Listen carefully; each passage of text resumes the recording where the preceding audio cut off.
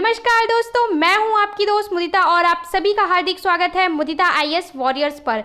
आज हम चैप्टर 26 का पार्ट 2 देखने वाले हैं, उच्चतम न्यायालय की शक्तियां एवं क्षेत्राधिकार। इसका पार्ट 1 अपलोड किया जा चुका है, जिसमें मैंने न्यायालय का गठन, न्यायाधीशों की नियुक्ति, कार्यकाल, वेतन एवं भत्ते आदि सभी पॉइंट्स को डिटेल में डिस्कस किया था। अगर आपने नहीं देखा है तो पहले जाके पार्ट 1 देख लें। तो बिना किसी देरी के शुरू करते हैं आज की क्लास। आज की क्लास शुरू करने से पहले वीडियो को लाइक करना, शेयर करना ना भूलें। साथ ही अगर आप पहली बार मेरे चैनल पर विजिट कर रहे हैं तो चैनल को सब्सक्राइब कर लें, जिससे आगे आने वाले सभी वीडियो का नोटिफिकेशन आपको टाइम पे मिलता रहे। उच्चतम न्यायालय की शक्तियां एवं क्षेत्राधिकार। सबसे पहले मैं आपको इसका छोटा सा इंट्रोडक्शन दे देती हूँ, उसके बाद डिटेल में हम सारे पॉइंट्स को डिस्कस करेंगे। आपको एक पृष्ठभूमि मिल जाएगी समझने के लिए। एक तरफ हम देखते हैं कि अमेरिकी उच्चतम न्यायालय की तरह ये ना केवल संघीय न्यायालय है, बल्कि ब्रिटिश हाउस ऑफ लॉर्ड्स की तरह अपील का अंतिम न्यायालय है। यानी जो भारत का सर्वोच्च न्यायालय है, ये दुनिया के दो न्यायालयों की शक्तियों को एक साथ लेके आया है, एक साथ दी गई हैं उसको। जैसे कि अमेरिका का न्यायालय है संघीय न्यायालय, उस तरीके से भारत का न्यायालय संघीय न्यायालय की तरह भी कार्य करता है। दूसरी ओर ब्रिटेन की तरह ये अपील का अंतिम न्यायालय है, मतलब भारत में सुप्रीम कोर्ट के बाद कहीं और अपील नहीं की जा सकती। ये सर्वोच्च अपीलीय स्थान है, जैसे कि होता है ब्रिटेन में। ब्रिटेन में क्या होता है? ब्रिटेन में हाउस ऑफ लॉर्ड्स होता है, जिसे संसद का उच्च सदन कहा जाता है। तो इस प्रकार से आप देखेंगे कि जो भारत का न्यायालय है वो काफ़ी पावरफुल है। ये संविधान के और भारत के नागरिकों के अधिकारों का व्याख्याता एवं गारंटर है। यानी संविधान की किसी भी चीज़ की, किसी भी पॉइंट्स की अगर एक्सप्लेनेशन देनी है, व्याख्या करनी है, तो वो व्याख्या कौन करता है? सुप्रीम कोर्ट करता है, यानी कि सर्वोच्च न्यायालय करता है, और कोई उसकी व्याख्या नहीं कर सकता। इसके साथ ही हमारे आपके पूरे भारतवर्ष में सभी के मौलिक अधिकारों का गारंटर है। मतलब अगर आपके किसी भी फंडामेंटल राइट यानी मौलिक अधिकार का हनन होता है तो आप सीधे सुप्रीम कोर्ट जा सकते हैं। इसलिए कहा गया है कि सर्वोच्च न्यायालय गारंटर है मौलिक अधिकारों का। इसके अलावा वो परामर्शदात्री एवं सर्वोच्च शक्ति है। यानी भारत की सर्वोच्च शक्ति राष्ट्रपति को भी परामर्श कौन दे सकता है? सर्वोच्च न्यायालय के न्यायाधीश ही दे सकते हैं। तो इस प्रकार से ये एक छोटा सा इंट्रोडक्शन है, इस पूरे को हम डिटेल में डिस्कस करेंगे। इसके अलावा एक पॉइंट है कि अलादी कृष्ण अय्यर ने कहा था कि भारत के उच्चतम न्यायालय को विश्व के किसी अन्य सर्वोच्च न्यायालय की तुलना में ज़्यादा शक्तियां प्राप्त हैं। तो ये अलादी अय्यर कृष्ण कौन थे? तो ये अलादी कृष्ण अय्यर थे, प्रारूप समिति के सदस्य थे। जो हमारी संविधान सभा थी उसमें अलग अलग समितियां बनाई थी, तो उसमें से प्रारूप समिति काफ़ी महत्वपूर्ण है, उसके सदस्य थे। और इन्होंने ये कहा था, तो ऐसे प्रश्न पूछ लिया जाता है कि भारत के उच्चतम न्यायालय को विश्व के किसी अन्य सर्वोच्च न्यायालय की तुलना में ज़्यादा शक्तियाँ प्राप्त हैं, ये किसने कहा था? तो किसने कहा था? अलादी कृष्ण अय्यर ने कहा था। किसके सदस्य थे वो? प्रारूप समिति के सदस्य थे। आगे देखते हैं, उच्चतम न्यायालय की शक्ति एवं न्याय क्षेत्रों को हम निम्नलिखित तरह से वर्गीकृत कर सकते हैं। पहले हम इसे बांट देंगे पॉइंट्स में, उसके बाद हम डिस्कस करेंगे स्टेप बाय स्टेप। मूल क्षेत्राधिकार। संविधान में सर्वोच्च न्यायालय की शक्तियों को हमने इन भागों में बांटा है। मूल क्षेत्राधिकार, न्यायाधीश क्षेत्राधिकार, अपीलीय क्षेत्राधिकार, मतलब अपील कर सकते हैं कि हाई कोर्ट के बाद सर्वोच्च न्यायालय में, ठीक है, अधीनस्थ के बाद हाई कोर्ट में। इसके अलावा सलाहकार क्षेत्राधिकार कि वो राष्ट्रपति को सलाह दे सकते हैं। अभिलेखों का न्यायालय, जितने भी फैसले दिए जाते हैं सब रिटर्न में होते हैं, ठीक है, उन्हें अभिलेख की तरह रखा भी जाता है। न्यायिक समीक्षा की शक्ति, जो पहले कोई भी न्याय दिया है या कोई फैसला सुनाया है उसको दोबारा वो चेंज कर सकते हैं, रिव्यू कर सकते हैं, अपने ही फैसले की समीक्षा भी कर सकते हैं सर्वोच्च न्यायालय। इसके अलावा कुछ और शक्तियां हैं जिसको हमने अन्य शक्तियों में रखा है। तो वन बाय वन हम देख लेते हैं सारी शक्तियां सर्वोच्च न्यायालय की। मूल क्षेत्राधिकार। अब मैंने आपको बताया कि 7 भागों में बांटा है, तो नंबर 1 क्या है? मूल क्षेत्राधिकार। यानी कि सर्वोच्च न्यायालय की मूल क्षेत्राधिकार, मूल शक्तियां क्या हैं, ये बताई गई हैं अनुच्छेद 131 में। यहाँ पे मैं जिन जिन आर्टिकल को बता रही हूँ वो काफ़ी इंपॉर्टेंट है, तो इसलिए आप आर्टिकल को भी याद कर लें, अनुच्छेद को भी याद कर लें, शक्तियों, क्योंकि ये प्रश्न पूछे जाते हैं बहुत ज़्यादा। तो मूल क्षेत्राधिकार में उच्चतम न्यायालय भारत के संघीय ढांचे की विभिन्न इकाइयों के बीच किसी विवाद पर संघीय न्यायालय की तरह निर्णय देते हैं। कि मतलब ऐसा हो कि कोई भी दो इकाइयों के बीच कोई विवाद होता है तो उसमें निर्णय कौन देगा, उसमें निर्णय देंगे सर्वोच्च न्यायालय। अब वो इकाइयाँ होंगी कौन सी? अगर ऐसा होता है कि केंद्र व एक या अधिक राज्यों के बीच विवाद हो, मतलब एक तरफ भारत हो, ठीक है, पूरा केंद्र हो, आप मान लीजिए एक तरफ हमारा भारत है, भारत को मैं 20 डोनेट कर रही हूँ, और दूसरी तरफ एक या अधिक राज्य हो, दूसरी तरफ कोई राज्य हो, मान लो एक तरफ भारत है और एक तरफ कोई राज्य जैसे कि केरल है, तो आप बोल सकते हैं भारत वर्सेस केरल का मामला है, या भारत और एक तरफ केरल और तमिलनाडु दो राज्य हैं तो भारत वर्सेस केरल एंड तमिलनाडु है। इस तरीके का कोई मामला आता है तो उसका फैसला कौन करेगा? सर्वोच्च न्यायालय करेगा। सेकंड है केंद्र और कोई राज्य या राज्यों का एक तरफ होना एवं एक या अधिक राज्यों का दूसरी तरफ होना। दूसरा केस ये है कि एक तरफ भारत हो और एक तरफ कुछ राज्यों का समूह हो, मतलब राज्य ए, राज्य बी और हैं एक तरफ राज्य सी, राज्य डी। तो इस तरीके का भी अगर केस है तो वो भी कहाँ जाएगा? वो भी जाएगा सर्वोच्च न्यायालय में और वही उसका निपटारा करेंगे। या फिर ऐसा भी हो सकता है कि दो या अधिक राज्यों के बीच, यानी कि एक तरफ राज्य ए है, एक तरफ राज्य बी है, हो सकता है यूपी है और बिहार है, इनके बीच कोई मामला फंस गया है तो अब वो हाई कोर्ट में नहीं, सर्वोच्च न्यायालय में उसका फैसला होगा। या फिर ऐसा भी हो सकता है कि एक तरफ ए बी राज्य है और एक तरफ सी डी राज्य है, इनके बीच कोई विवाद है तो भी वो सर्वोच्च न्यायालय में निपटारा किया जाएगा। तो इस तरीके से ये वाला मामला कहाँ पे आता है? मूल क्षेत्राधिकार में आता है सर्वोच्च न्यायालय के और अनुच्छेद 131 के अंतर्गत आता है।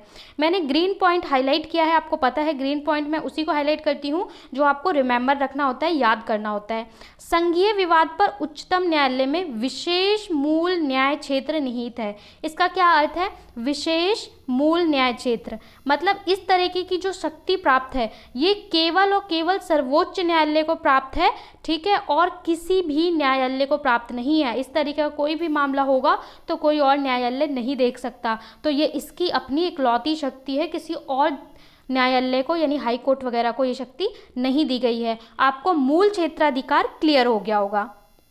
अब बात करते हैं कि कौन से ऐसे मामले होंगे जो सर्वोच्च न्यायालय में नहीं जाएंगे। ठीक है, मूल क्षेत्राधिकार के अंदर ये तो आपने बता दिया कि भाई दो राज्यों का कोई विवाद हुआ, भारत और राज्य का विवाद हुआ तो पहुंच जाएंगे, लेकिन कुछ ऐसे मामले हैं जो दो राज्यों या भारत और राज्य के वशिष्ठ हो सकता है लेकिन वो सर्वोच्च न्यायालय में नहीं जाएंगे, तो उनकी एक मैंने सूची बनाई है, आप इन्हें देख सकते हैं।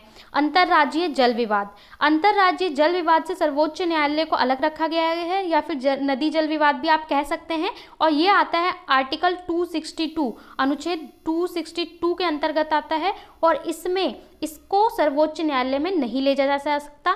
इसके अलावा वित्त आयोग के संदर्भ वाले मामले, यानी वित्त आयोग से जुड़ा हुआ कोई मामला है, या केंद्र के खिलाफ राज्य के किसी नुकसान की भरपाई, कि ऐसा कहा जाए कि केंद्र भरपाई करेगा, पैसों से भुगतान करेगा राज्य को, इस तरीके का मामला है। कोई विवाद जो पूर्व संवैधानिक संधि, समझौता एवं अन्य समान संस्थाओं के बीच लेकर उत्पन्न हुआ था, कोई ऐसा मामला है जो भारत का संविधान बनने से पहले संधि या समझौता किया गया हो राज्यों के बीच और भारत के बीच। जैसे आपको पता है कि आज़ाद होने से पहले भारत कई रियासतों में बटा हुआ था, ठीक है, रियासत 1, 2, 3, 4, और उनके बीच कई संधियां और समझौता थी, तो उससे जुड़ा कोई मामला है तो उसे भी नहीं ले जाया जाएगा। ठीक है, केंद्र एवं राज्यों के बीच कुछ खर्चों का पेंशन का समझौता, कि ठीक है कोई पेंशन निर्धारित की गई है, खर्चों से संबंधित है, पैसों से संबंधित है, तो इस तरीके के जो मामले हैं वो नहीं ले जाए जाएंगे सर्वोच्च न्यायालय के अंतर्गत। तो आपको क्लियर हो गया होगा पूरी तरीके से। ठीक है, अंतर्राज्यीय जल विवाद, इसको भी अलग रखा गया है और याद भी रखना होता है, कई बार प्रश्न पूछा जाता है अंतर्राज्यीय जल विवाद किस में आता है, तो आर्टिकल 262 में ऐसा रखा गया है, और पुनर्विलोकन से इसमें सर्वोच्च न्यायालय को अलग रखा गया है 262 के भाग 2 में। ठीक है, ऑलराइट। अब हम देखते हैं कि न्यायाधीश क्षेत्राधिकार, न्यायाधीश क्षेत्राधिकार क्या है? रिट संबंधी, रिट जारी करने संबंधी जो शक्ति है उसको न्यायाधीश क्षेत्राधिकार बोला जाता है। ठीक है, दोनों नाम से आप जान सकते हैं, और ये अनुच्छेद 32, जब मैंने आपको मौलिक अधिकार पढ़ाया था वहाँ पे मैंने आपको इसके बारे में अच्छे से बताया था। संविधान ने उच्चतम न्यायालय को नागरिक के मूल अधिकारों के रक्षक एवं गारंटर के रूप में स्थापित किया है। संविधान, हमारे संविधान की ये विशेषता है कि यहाँ पे मौलिक अधिकार दिए गए हैं, साथ साथ में मौलिक अधिकार की सुरक्षा कौन करेगा? सुप्रीम कोर्ट, सर्वोच्च न्यायालय करेगा, वो उसका गारंटर है। आपके फंडामेंटल का राइट का हनन होता है तो आपको ज़रूरी नहीं है हाई कोर्ट जाएं, आप सीधा सुप्रीम कोर्ट जा सकते हैं, ठीक है, ये पावर देता है। इसके बाद है कि उच्चतम न्यायालय को अधिकार प्राप्त है कि वो बंदी प्रत्यक्षीकरण, परमादेश, उत्प्रेषण, प्रतिषेध एवं अधिकार पक्ष आदि न्यायाधीश, रिट या फिर आप न्यायाधीश कर लीजिए या रिट कह लीजिए, जारी कर सकता है। तो ये मौलिक अधिकार के संबंधित में 5 प्रकार की रिट होती हैं जो सर्वोच्च न्यायालय जारी कर सकता है, ठीक है। बंदी प्रत्यक्षीकरण, परमादेश। अगर आप जानना चाहते हैं कि बंदी प्रत्यक्षीकरण क्या होता है, परमादेश क्या होता है, उत्प्रेषण क्या होता है, प्रतिषेध क्या होता है, तो मैंने इसके लिए वीडियो बना रखी है 5 प्रकार की रिट, ठीक है। तो आप वो रिट वाला वीडियो देख लीजिए, क्योंकि यहाँ पे मैं उस चीज़ को डिस्कस करने वाली नहीं हूँ। मैंने अलग से वीडियो बना दिया है जिसमें सारे 5 रिटों को मैंने अच्छे से एक्सप्लेन कर दिया है और साथ में हाई कोर्ट के बारे में भी बता दिया था कि कौन सी रिट हाई कोर्ट जारी करता है, ठीक है। तो ये रिट जारी कर सकता है, ये भी सर्वोच्च न्यायालय का अधिकार है मौलिक अधिकार के संबंधित। इसके अलावा यह रिट अधिकारिता संविधान के मूल ढांचे का हिस्सा है। मतलब ये रिट जारी करना और मौलिक अधिकार का ये संरक्षक है, ये क्या है, हमारे मूल ढांचे में आता है संविधान के। इसलिए मूल ढांचे में आता है तो इसका क्या अर्थ हुआ, इसका अर्थ ये हुआ कि संसद इसमें कटौती नहीं कर सकता और संसद इसको समाप्त भी नहीं कर सकता, ठीक है, क्योंकि ये मूल संविधान का पार्ट है, भाग है। मूल संविधान या मूल ढांचा संविधान का क्या है उसका भी मैंने अलग से वीडियो बनाया है, वो भी आप जाकर देख सकते हैं कॉन्सेप्ट क्लैरिटी के लिए। न्यायाधीश न्याय क्षेत्र के मामले में उच्चतम न्यायालय का विशेषाधिकार नहीं है। अब ये पॉइंट को थोड़ा सा समझने की ज़रूरत है। जहां हमने पिछले पॉइंट में देखा मूल न्याय क्षेत्र में 131 में कि किसी राज्यों का विवाद है तो केवल सुप्रीम कोर्ट सॉल्व कर सकता है और कोई भी नहीं कर सकता, लेकिन रिट जारी करना, न्यायादेश जारी करना, ये केवल सुप्रीम कोर्ट का अधिकार नहीं है, ये हाई कोर्ट के पास भी है। मतलब जो रिट जारी करने की शक्ति है वो हाई कोर्ट के पास भी होती है, इसलिए ये उच्चतम न्यायालय का विशेषाधिकार नहीं है, ठीक है। ये हाई कोर्ट के पास भी है और सर्वोच्च न्यायालय दोनों के पास है। चलते हैं हम आगे। अब बात करते हैं अपीलीय क्षेत्राधिकार की, यानी जो अपील करने की शक्ति है। आपको पता है कि हमारा डिस्ट्रिक्ट कोर्ट होता है, ठीक है, अधीनस्थ न्यायालय जिसे आप कहते हैं, फिर उसके ऊपर हम जाते हैं हाई कोर्ट, उच्च न्यायालय, उसके ऊपर सुप्रीम कोर्ट जिसे आप सर्वोच्च न्यायालय या उच्चतम न्यायालय कहते हैं। तो क्या होता है कि अगर आप यहाँ पे हार जाते हैं तो ऊपर जा सकते हैं, अपील करते हैं, ठीक है। तो ये जो अपील की शक्ति है, तो सर्वोच्च न्यायालय में किन किन मामलों को लाया जा सकता है अपील करके, वो हम यहाँ पे डिस्कस करने वाले हैं। तो उसमें किन किन मामलों को लाया जा सकता है, तो इसमें हम 4 आर्टिकल को बेसिकली डील करने वाले हैं। आर्टिकल 132, अनुच्छेद 132, 33, 34 और 36। 132 से 36 तक, इसमें 135 नहीं है, ठीक है, तो 135 अलग है, तो आपको 132, 33, 34 और 36 याद रखना है। किससे है, अपीलीय क्षेत्राधिकार से संबंधित है। सर्वोच्च न्यायालय अपील का उच्चतम न्यायालय है। इसके अपीलीय न्याय क्षेत्र को निम्नलिखित 4 भागों में वर्गीकृत किया जा सकता है। वो 4 भाग क्या हैं, संवैधानिक मामलों में अपील। संवैधानिक मामलों में अपील किस में आता है, 132 में आता है। दीवानी मामलों में अपील पैसों से जुड़े 133 में, ठीक है। आपराधिक मामलों में किस में आता है, 134 में। और विशेष अनुमति द्वारा अपील 136 में। अब मैं एक एक को आपको डिटेल में एक्सप्लेन कर देती हूँ यहाँ पे। सबसे पहले बात करते हैं संवैधानिक मामलों में।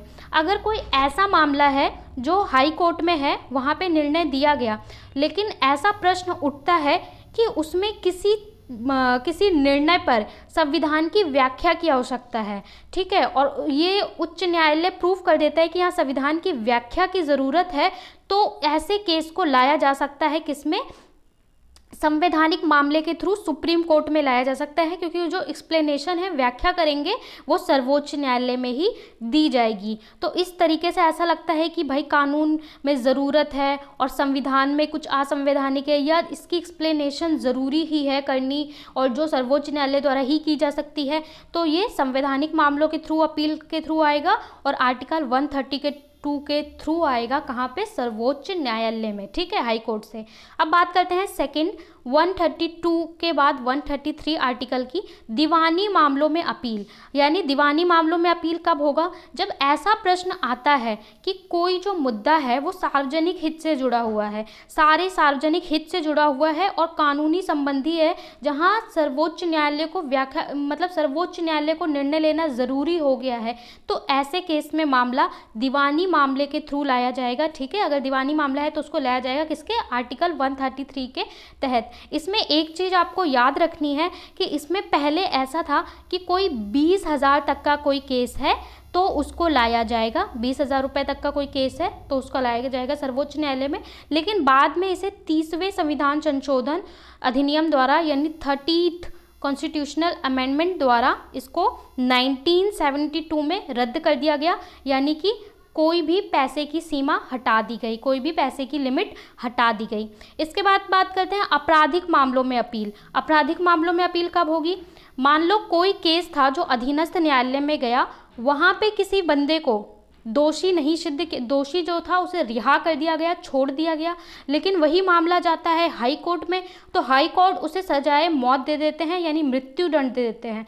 तो ऐसे मामले को लाया जाएगा कहाँ, सर्वोच्च न्यायालय में लाया जा सकता है किसके, 134 यानी आपराधिक मामले में 134 आर्टिकल के तहत। या फिर ऐसा हो कि कोई मामला अधीनस्थ न्यायालय में है और हाई कोर्ट ने क्या किया, डिस्ट्रिक्ट कोर्ट से अपने पास मंगा लिया और उस बंदे को, उस दोषी को क्या किया, सजाए मौत या मृत्यु दंड की सज़ा दे दी। तो ऐसे केस को भी अगर ये सिद्ध हो जाता है कि हाँ ये सर्वोच्च न्यायालय में लाने लायक है तो उसको सर्वोच्च न्यायालय में लाया जाएगा, ठीक है, आपराधिक मामले में 134 में।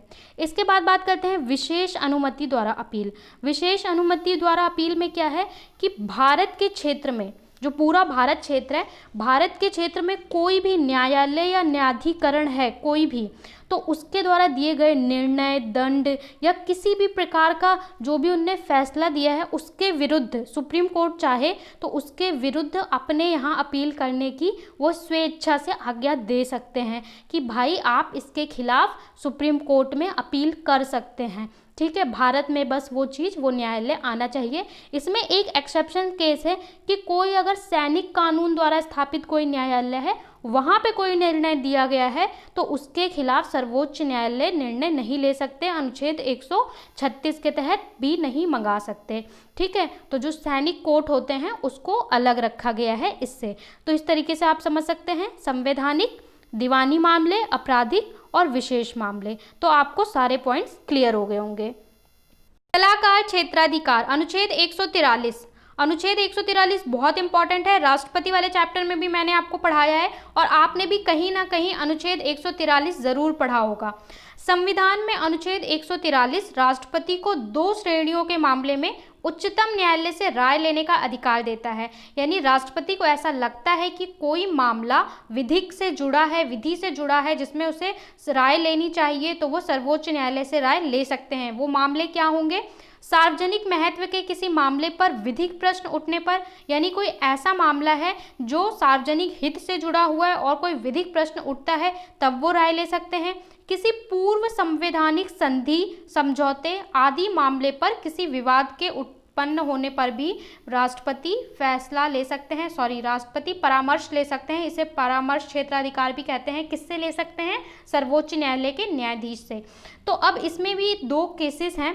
पहला अगर केस है तो इसमें सर्वोच्च न्यायालय से जब वो राय मांगते हैं सार्वजनिक हित के लिए, कोई विधिक मामला है, तो इसमें सर्वोच्च न्यायालय उन्हें राय दे भी सकते हैं और राय देने से मना भी कर सकते हैं कि जी हम इस पर राय नहीं दे सकते, ठीक है। लेकिन अगर ये वाला मामला है, सेकंड केस है, तब क्या होगा, तब वो राय मांगते हैं, तब राय देनी ही पड़ेगी सर्वोच्च न्यायालय को, ठीक है। अब उनने राय दे दी, राय देने के बाद राष्ट्रपति का क्या काम है, राष्ट्रपति इसके लिए बाध्य नहीं है कि वे सलाह को माने। राष्ट्रपति को सलाह दे दी गई, राष्ट्रपति की मर्जी है वो उसको स्वीकार करें, अस्वीकार करें और जैसे मन चाहे वैसे काम कर सकते हैं, बस राष्ट्रपति को सलाह मिल गई, ठीक है। तो इस तरीके से अनुच्छेद 143 आपको राष्ट्रपति का में भी पढ़ते हैं कि उन्हें सलाह लेने का अधिकार मिला हुआ है, ठीक है। Come to the next point, अभिलेख का न्यायालय।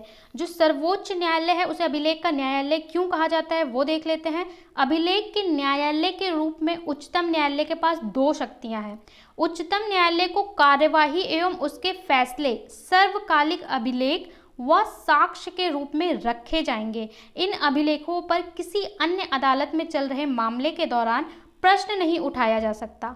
इसका मतलब ये है कि जितने भी फैसले लिए जाते हैं, जो भी मामला जाता है, उसे रिटन रिकॉर्ड के रूप में रखा जाता है, यानी लिखित दस्तावेज के रूप में रखा जाता है। आपने भी देखा होगा कि जब फैसला आते हैं तो बोलते हैं कि हाँ, कोर्ट ने अपना फैसला रिजर्व कर दिया। उसका मतलब क्या है, उन्हें लिख के रिटन में उस चीज़ को रख दिया गया है। तो क्या होता है कि जितने भी केस फाइल होते हैं वो रिटन में रखे जाते हैं। उसका जो फैसला आता है सुप्रीम कोर्ट देता है, जो एक्सप्लेनेशन व्याख्या देता है, सबको रिटन में रखा जाता है, एक दस्तावेज, एक साक्ष्य के रूप में। और सिमिलर टाइप का कोई केस अगर उच्च न्यायालय में यानी हाई कोर्ट में या अधीनस्थ न्यायालय में आता है तो वो लोग उसी को आधार मानकर उसी के रूप में फैसला देते हैं, जैसा कि सर्वोच्च न्यायालय ने दिया था। और इस पर कोई भी न्यायालय प्रश्न नहीं उठा सकता। ठीक है, इसे वो विधिक संदर्भ की तरह स्वीकार करते हैं, कानूनी दस्तावेज की तरह स्वीकार करते हैं। कौन? हाई कोर्ट और अधीनस्थ न्यायालय। ठीक है, इसके पास न्यायालय की अवमानना पर दंडित करने का अधिकार है। अगर कोई सुप्रीम कोर्ट की अवमानना करता है तो उसको दंड दिया जा सकता है। ठीक है, उस पर दंड, जेल जाने की कार्यवाही भी की जा सकती है और उसे दंड का भुगतान 6 वर्ष का सामान्य जेल भी है इसमें। ठीक है, और आर्थिक दंड भी लगाया जा सकता है। इसमें भी क्या है, अवमानना भी 2 तरीके की होती है। एक तो आपकी अवमानना हो गई कि आप कोई भी उसके फैसले को मानने से इनकार कर दें तो आप पर कार्रवाई होगी। ठीक है, और दूसरा होता है आपराधिक अवमानना। आपराधिक अवमानना क्या है कि कोई ऐसा दस्तावेज या कोई ऐसी सामग्री का प्रकाशन किया जाए जो उच्चतम न्यायालय के न्याय पे असर डालते हैं, मतलब उनके न्याय क्षेत्र में असर डालते हैं, या फिर उनको कम करके दिखाया गया है, या फिर किसी भी तरीके से उनकी न्यायिक प्रक्रिया में बाधा डालते हैं, तो ऐसी तरीके से आपराधिक दंड लगाया जा सकता है। उसमें जेल भी दी जा सकती है, भुगतान भी, यानी आर्थिक दंड का भी भुगतान करने को कहा जा सकता है। तो इस तरीके से आप समझ गए कि अभिलेख न्यायालय अनुच्छेद 129, आर्टिकल 129, अनुच्छेद 129, मैंने हर अधिकार के साथ अनुच्छेद लिख दिया है और ये अनुच्छेद बहुत ही इम्पॉर्टेंट है, इसलिए आप जो भी अधिकार पढ़ रहे हैं साथ के साथ को रिलेट और उसे लर्न कर लीजिए, उस अनुच्छेद को, उस आर्टिकल को। समीक्षा की शक्ति, अनुच्छेद 137, न्यायिक समीक्षा से मतलब क्या समझते हैं आप? पुनर्विलोकन के नाम से भी जानते हैं या न्यायिक समीक्षा के भी नाम से जानते हैं। सर्वोच्च न्यायालय को अपने निर्णय को पुनर्लोकन करने का अधिकार है। मतलब कोई फैसला अगर सर्वोच्च न्यायालय ने दिया है, आगे चलकर वो उस पर दूसरा फैसला भी दे सकते हैं, उसको बाद में एक्सप्लेन कर सकते हैं, या फिर अपने फैसले की समीक्षा कर सकते हैं दोबारा। इसको आपने देखा होगा, मूल ढांचे का जो संविधान है, संविधान का मूल ढांचा है, इस पर कितनी बार विवाद उठा और केशवानंद भारती केस, किस तरीके से सर्वोच्च न्यायालय ने अपनी ही व्याख्या को बार बार अलग अलग तरीके से करके दिखाया है। तो आप देख सकते हैं ये शक्ति भी सर्वोच्च न्यायालय के पास है। ठीक है, क्योंकि एकमात्र वही व्याख्याता है संविधान का। उच्चतम न्यायालय केंद्र और राज्य दोनों स्तर पर विधायी या कार्यकारी आदेशों की संवैधानिकता की जांच कर सकता है। ठीक है, चाहे केंद्र में हो चाहे राज्य में हो, कोई इस प्रकार का कानून बनाया जाता है या कुछ इस तरीके का मुद्दा आता है जिसकी अगर जांच की जाती है तो उसमें जांच करने का अधिकार है सर्वोच्च न्यायालय को। और सर्वोच्च न्यायालय द्वारा जांच में उसे असंवैधानिक पाया जाता है तो वो उसे अवैध, ऐसे कानून को अवैध या शून्य घोषित कर सकते हैं।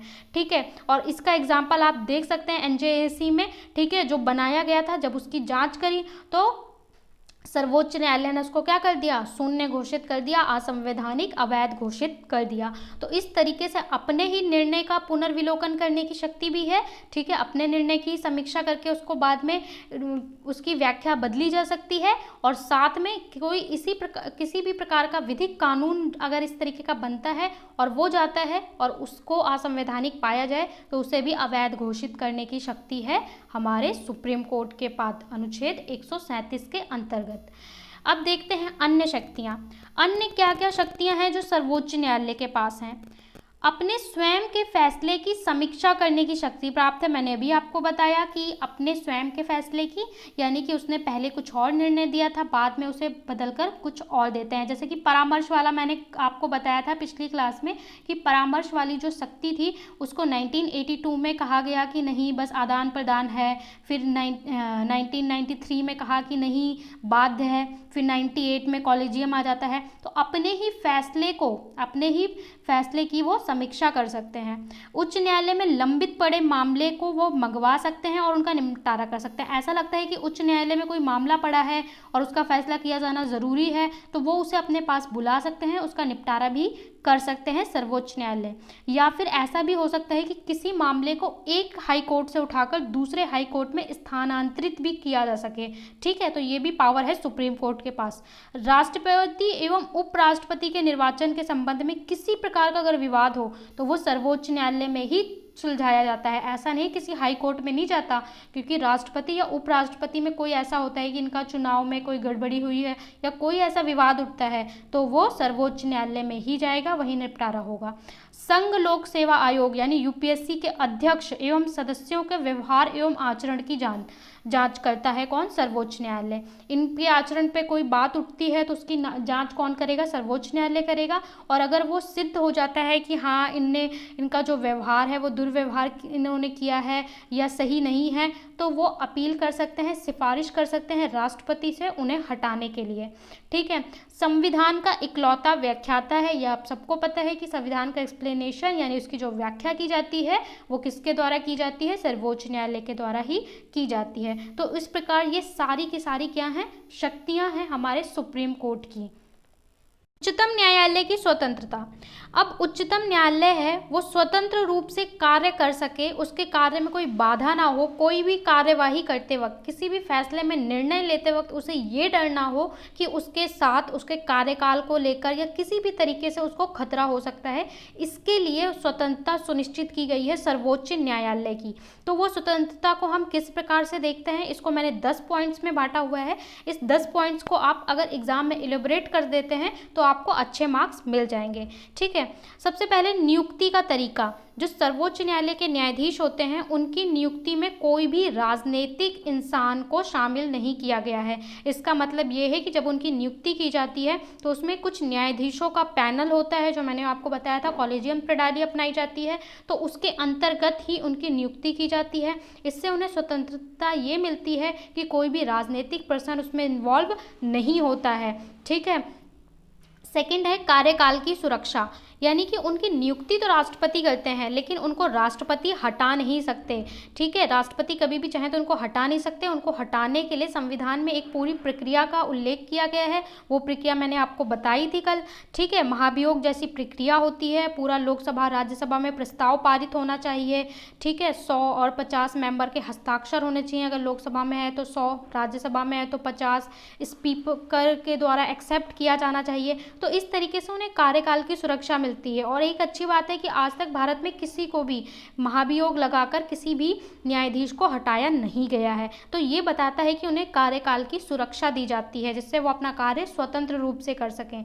थर्ड है निश्चित सेवा शर्तें, कि जो भी उनकी सैलरी होगी और जो भी उनके भत्ते होंगे उसमें कटौती नहीं की जा सकती। जो उनकी सेवा शर्तें हैं उनके पूरे अवधि के दौरान बनी रहेंगी, सिवाय वित्तीय आपातकाल। भारत में वित्तीय आपातकाल लग जाए तो उसको छोड़कर, वैसी स्थिति को छोड़कर कभी भी उनकी सेवा शर्तें कम नहीं की जा सकती, और आज तक वित्तीय आपातकाल लगाने की स्थिति नहीं आई है। संचित निधि से व्यय, उनके जो खर्चे हैं और जो उनकी सैलरी है वो कहाँ से दी जाती है? भारत के संचित निधि पर भारित होती है, इसलिए संसद में इस पर मतदान नहीं किया जा सकता। ठीक है, क्योंकि यह संचित निधि से भारित होती है। तो इस तरीके से भी उन्हें स्वतंत्रता मिलती है। सेवानिवृत्ति के बाद वकालत पर रोक, यानी कि सुप्रीम कोर्ट के कोई भी जज रिटायर होने के बाद किसी भी हाई कोर्ट में या सुप्रीम कोर्ट में लॉयर यानी वकालत का काम नहीं कर सकते। ऐसा इसलिए किया गया है कि वो अपना कोई भी डिसीजन लेते वक्त, कोई भी केस में फैसला लेते वक्त उन्हें भविष्य की चिंता ना हो कि हाँ भविष्य में मैं वकालत करूँगा। तो इस तरीके से वो स्वतंत्र और निष्पक्ष ट्रांसपेरेंसी रूप में फैसला ले सकते हैं। अपनी अवमानना पर दंड देने की शक्ति, अगर कोई उनकी अवमानना करता है तो उस पर वो दंड दे सकते हैं, ये मैंने आपको पिछले स्लाइड में ही बताया है। ठीक है, अवमानना के लिए वो दंड देने की शक्ति निहित है उनके पास। वो अर्थदंड भी लगा सकते हैं, जेल भी भेज सकते हैं अगर कोई उनकी अवमानना करता है तो। अपना स्टाफ नियुक्त करने की स्वतंत्रता है उनके पास कार्यकारी के अलावा। ठीक है, इसके अलावा कार्यपालिका से पृथक न्यायपालिका को भारतीय संविधान में कार्यपालिका से अलग रखा गया है, क्योंकि अगर कार्यपालिका को ही न्याय करने की शक्ति दे दी जाती तो पूरा ही बंटाधार हो जाता, क्योंकि कार्यपालिका में सारे हमारे मंत्री परिषद और मंत्री वगैरह होते हैं, तो इस तरीके से सही से पूरा देश नहीं चल पाता। इसलिए कार्यपालिका और न्यायपालिका को अलग रखा गया है और न्यायपालिका को पूरा स्वतंत्रता दी गई है न्याय की, ठीक है। उसमें कार्यपालिका हस्तक्षेप नहीं करता। इसके न्याय क्षेत्र में कटौती नहीं की जा सकती, यानी कि कोई भी जो उच्चतम न्यायालय का जो न्याय क्षेत्र है, जो उनकी शक्तियां हैं, उसमें कटौती नहीं की जा सकती। यहाँ तक कि संसद के द्वारा भी कटौती नहीं की जा सकती। अगर संसद चाहे तो उसमें बढ़ोतरी कर सकती है, पर कटौती नहीं कर सकती। न्यायाधीशों के आचरण पर बहस नहीं की जा सकती, यानी कि किसी भी न्यायाधीश का आचरण कैसा है, व्यवहार कैसा है, इस पर कहीं पर भी बहस नहीं की जा सकती। किसी भी सदन में बहस नहीं की जा सकती। बस एक्सेप्शन है कि उन पर महाभियोग लगा हो। जब महाभियोग लगा हो तो ही केवल बात की जा सकती है। और आपको पता है कि महाभियोग की प्रक्रिया कितनी कठिन है और किसी पर भी आज तक लगाया नहीं गया है। तो इस तरीके से उनका पद बहुत सम्मानित है और उनका कार्य की पूरी स्वतंत्रता दी जाती है। तो इस तरीके से अगर आपको प्रीलिम्स में पूछा जाए तो भी आप एक्सप्लेन कर पाएंगे, आंसर दे पाएंगे, और मेंस में पूछा जाए तो सारे पॉइंट्स को लिखकर उसे विद डायग्राम या विद एग्जाम्पल आप इलेबोरेट कर सकते हैं कि हाँ, नियुक्ति इस तरीके से की जाती है, कार्यकाल की इस तरीके से स्वतंत्रता है, ठीक है। तो इस तरीके से पूरा आप एक्सप्लेन कर सकते हैं। कार्यकारी मुख्य न्यायाधीश, अब एक पॉइंट था जो रह गया था कार्यकारी मुख्य न्यायाधीश का, तो वो मैंने इसी में इंक्लूड कर दिया है। राष्ट्रपति किसी न्यायाधीश को भारत के उच्चतम न्यायालय का मुख्य न्यायाधीश नियुक्त कर सकते हैं, कार्यकारी मुख्य न्यायाधीश, यानी कि जब हमारे मुख्य न्यायाधीश उपस्थित ना हो तो उनके स्थान पर कार्यकारी मुख्य न्यायाधीश की नियुक्ति की सकती है। नियुक्ति करेगा कौन? राष्ट्रपति, क्योंकि मुख्य न्यायाधीश की नियुक्ति भी राष्ट्रपति करते हैं, इसलिए कार्यकारी का मतलब होता है उनके स्थान पर, ठीक है। कैसी स्थिति में करेंगे? जब मुख्य न्यायाधीश का पद रिक्त हो, मतलब उनका जो पद है वो खाली है, तो टेम्परेरी रूप में किसी को नियुक्त कर सकते हैं। अस्थायी रूप से मुख्य न्यायाधीश अनुपस्थित हो, ठीक है, वो छुट्टी पे हो या किसी कारण से थोड़े टाइम के लिए ना हो, तो ऐसे में नियुक्त कर सकते हैं। या फिर मुख्य न्यायाधीश अपने दायित्वों के निर्वहन में असमर्थ हो, अगर राष्ट्रपति को लगता है कि वो अपने दायित्वों का सही से निर्वहन नहीं कर रहे तो भी वो नियुक्त कर सकते हैं कार्यकारी मुख्य न्यायाधीश को, ठीक है। इसके अलावा आप तदर्थ न्यायाधीश और सेवानिवृत्त न्यायाधीश क्या होते हैं उसके बारे में थोड़ा सा देख लेते हैं। तदर्थ न्यायाधीश क्या होते हैं कि कोरम, अगर जो सर्वोच्च न्यायालय है वो अपना कोरम नहीं पूरा कर पाता, कोरम का मतलब क्या होता है? गढ़पूर्ति। मिनिमम नंबर ऑफ न्यायाधीशों की संख्या, मिनिमम नंबर ऑफ जजों की एक संख्या चाहिए होती है, उसके बाद ही किसी केस पे कार्रवाई की जा सकती है। तो अगर कोरम के लिए मान लो 10 न्यायाधीश की ज़रूरत है और 10 न्यायाधीश नहीं पूरे हो पा रहे हैं, तो ऐसे केस में तदर्थ न्यायाधीश की नियुक्ति की जा सकती है। ऐसे में क्या होगा, जो मुख्य न्यायाधीश हैं वो क्या करेंगे, किसी उच्च न्यायालय के न्यायाधीश को बुला लेंगे, किसमें? सर्वोच्च न्यायालय में, यानी हाई कोर्ट के न्यायाधीश को बुला लेंगे सुप्रीम कोर्ट में। पर ऐसा नहीं है कि वो बुलाएंगे और आ जाएंगे, ऐसा नहीं है। पहले वो हाई कोर्ट के मुख्य न्यायाधीश से उसकी परमिशन लेंगे, राष्ट्रपति को कहेंगे, फिर राष्ट्रपति उस पर्सन को नियुक्त करेंगे, ठीक है, तो ही वो आके तदर्थ न्यायाधीश के रूप में कार्य करेंगे। इस वक्त उनको वही शक्तियाँ दी जाएंगी और उसी प्रकार से वो निर्णय ले सकते हैं जैसे कि सर्वोच्च न्यायालय के न्यायाधीश ले सकते हैं। ऐसा किया जाता है कोरम पूरा करने की स्थिति में, ठीक है। इसके अलावा सेवानिवृत्त न्यायाधीश, कोई ऐसा सर्वोच्च न्यायालय का न्यायाधीश जो रिटायर हो चुका है और ऐसा लगता है कि सर्वोच्च न्यायालय में कोई काम बढ़ गया है या ऐसी स्थिति है, तो ऐसी स्थिति में किसी रिटायर्ड न्यायाधीश को बुलाया जा सकता है, ठीक है। उनकी सेवा शर्तें और ये सारी निर्धारित की जाएंगी राष्ट्रपति द्वारा और उनको बुलाया जाएगा कार्यवाही के लिए। तो वो उच्चतम न्यायालय के न्यायाधीश तो नहीं कहलाएंगे, लेकिन निर्णय लेने की, उस वक्त उसमें काम करने की उनको उसी प्रकार से शक्तियाँ दी जाएंगी जो मुख्य न्यायाधीश की होती हैं। तो ठीक है, तो ये इस तरीके से आपको दोनों पॉइंट क्लियर हो गए होंगे। यहाँ पे हमारा सुप्रीम कोर्ट का चैप्टर पूरा कंप्लीट होता है। आपको वीडियो कैसा लगा मुझे कमेंट बॉक्स में कमेंट करके ज़रूर बताएं, और साथ ही और क्या सजेशन है आपके कि आपको और किस किस टॉपिक पे वीडियो चाहिए वो भी मुझे कमेंट करके बता सकते हैं। देखने के लिए थैंक यू सो मच।